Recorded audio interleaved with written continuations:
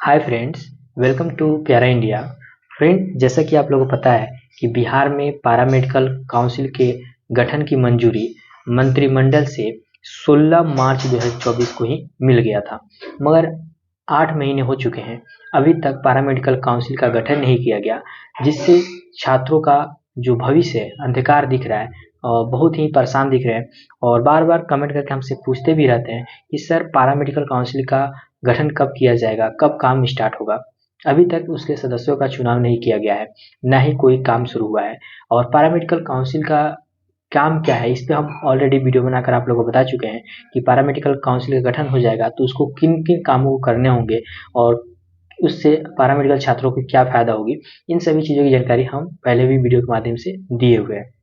अब यहाँ पे आप लोग देख सकते हैं, ये हिंदुस्तान का न्यूज़पेपर का कट है 26 नवंबर 2024 का। पटना का न्यूज़पेपर लीजिएगा तो ये न्यूज़ आप लोग को मिल जाएगा कि पैरामेडिकल काउंसिल अब तक गठित नहीं हुई। तो इससे संबंधित जो भी यहाँ पे बातें दी गई है आप लोग को हम बताने वाले हैं, इसलिए वीडियो को पूरा देखें और वीडियो हेल्पफुल लगे तो लाइक करें, अपने दोस्तों साथियों को शेयर करें कि उनको भी ये जानकारी हो सके। और चैनल पर आप नए हैं तो चैनल को सब्सक्राइब कर लें और बेल आइकन घंटी को प्रेस करें, जिससे कि नए वीडियो की नोटिफिकेशन आपको मिलती रहे। तो चलिए वीडियो शुरू करते हैं। तो जैसा कि यहाँ पे आप लोग देख सकते हैं, दिया गया कि राज्य में पैरामेडिकल काउंसिल का गठन नहीं हो पा रहा है। मंत्री परिषद की ओर से 16 मार्च 2024 को इसकी मंजूरी मिल गई। इसके बावजूद भी पिछले 8 महीने से काउंसिल गठन नहीं हो पाया है। National allied health care professional council paramedical council की ओर से सभी राज्यों को state allied health care professional council का गठन करने का आदेश दिया गया था।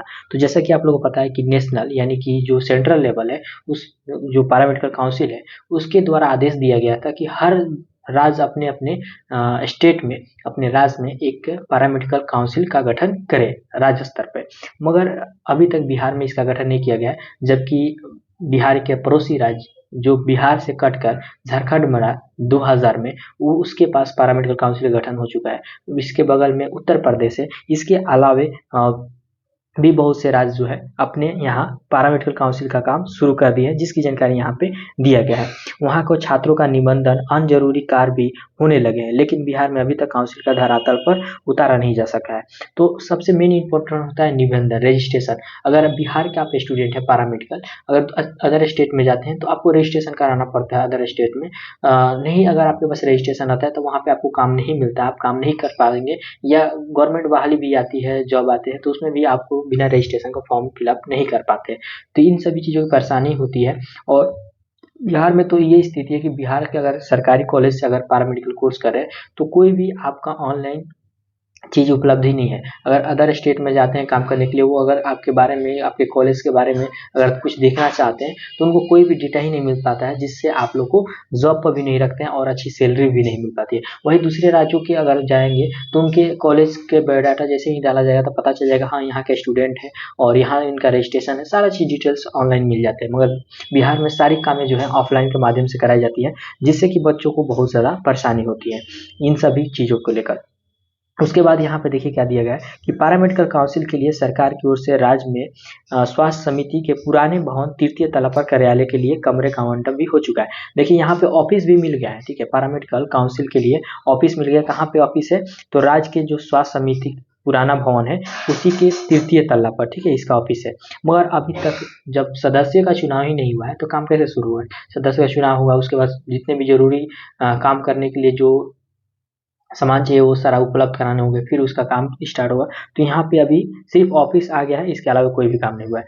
पैरामेडिकल काउंसिल बनने से राज्य में वर्तमान संचालित 54 तरह के कोर्स में डिप्लोमा डिग्री प्राप्त करने वाले छात्रों को निबंधन होगा। देखिए इसका पहला ही काम क्या होगा कि जितने भी पैरामेडिकल कोर्स हैं, चाहे डिप्लोमा हो, मास्टर हो या आपके बैचलर हो, सभी जो भी बच्चे कोर्स करेंगे उनका रजिस्ट्रेशन वहाँ से होगा। इससे पता चलेगा कि किस कोर्स को कितने बच्चे ने किया है और कहाँ से किया है, सारा डिटेल्स वहाँ पे रहेगा। इससे फर्जी काम बच जाएगा। अगर बिहार में बहाली आती है तो बहुत से लोग फर्जी डॉक्यूमेंट्स बनाकर शामिल हो जाते हैं। मगर जब तक रजिस्ट्रेशन काउंसिल नहीं बनेगा, वो क्या करेगा, उसको पता रहेगा कि हाँ ये कॉलेज है, यहाँ पे ये कोर्स कराया जाता है। आप जब रजिस्ट्रेशन कराने जाएंगे तो आपको डिटेल्स शामिल हो जाएगा कि हाँ हम ECG कोर्स किया है, इस कॉलेज से किया है, पूरा आपका डिटेल्स वहाँ पर रहेगा। तो जो भी डिटेल्स है वहाँ पे सेफ रहेगा। इससे सारी चीज़ों की जानकारी सरकार के पास रहेगी। मगर यहाँ पे इस यही चीज़ की कमी के कारण भ्रष्टाचार भी बढ़ता है आप लोग का, अगर बहाली आती है तो। ये चीज़ हो गया। उसके बाद यहाँ पे दिया गया इसके अलावा राज्य में पैरामेडिकल कॉलेज की स्थापना, कोर्स संचालन की अनुमति और पैरामेडिकल में डिप्लोमा डिग्री अथवा मास्टर कोर्स करने वाले छात्रों को प्रमाण पत्र देना। देखिए क्या क्या काम है, अगर काउंसिल बन जाता है तो जो भी पैरामेडिकल कोर्स होते हैं उसके जो कॉलेज अगर खोलने वाले हैं तो उनको अनुमति देना है। ठीक है, वहाँ पे एक डिप्लोमा कोर्स के लिए बैचलर मास्टर के लिए क्या सुविधाएं हैं, उस प्रकार से उनको कोर्स कराने की अनुमति मिलती है। पूरा चेकअप होगा, चेक करेगा काउंसिल, उसके बाद अनुमति देगा कि हाँ आपके पास इतना सुविधा है तो आप डिप्लोमा कोर्स कर सकते हैं, करा सकते हैं, आप बच्चों को पढ़ा सकते हैं। तो ये सारा चीज़ है। उसके बाद जितने भी डिग्री होते हैं, कोर्सेज होते हैं, सभी का सर्टिफिकेट देगा, ठीक, प्रमाण पत्र देगा। इसके अलावा यहाँ पे पैरामेडिकल शिक्षा गुणवत्ता सुधार के लिए समय समय परीक्षा सुधार करने की जरूरत के अनुसार सिलेबस दिया गया। अब देखिए समय पर आप लोग का एग्जाम हो, उसके लिए वो सारा कॉलेज यूनिवर्सिटी को हिदायत देगा कि इतना टाइम में आप लोगों को एग्ज़ाम ले लेना है। इसके अलावे जो आपका कोर्स है उसके अनुसार सिलेबस तैयार करेगा, चेक करेगा कि हाँ आप जो पढ़ाई कोर्स कर रहे हैं उसके अकॉर्डिंग है कि नहीं, जो सिलेबस में आप पढ़ रहे हैं वो आगे फ्यूचर में आपको काम आएगा कि नहीं, उसके अनुसार आपको ट्रेनिंग दिया जाएगा। अभी बिहार में बहुत सारे नए नए कोर्सेज भी संचालित किए गए हैं, मगर उस प्रकार का सिलेबस नहीं बनाया गया है, ना ही उसके भविष्य के लिए कोई नियमावली है, ना ही कोई आपको ट्रेनिंग उस टाइप का मिल रहा है। तो ये सारा चीज़ जो है अगर काउंसिल बन जाता है तो फ़ायदा होने वाला है। ठीक है, तो यही सारा चीज़ यहाँ पे दिया गया है। और इसके बारे में हम डिटेल से वीडियो बनाए हुए हैं, आप लोग जाकर चैनल को विजिट करेंगे तो जरूर वीडियो मिल जाएगा।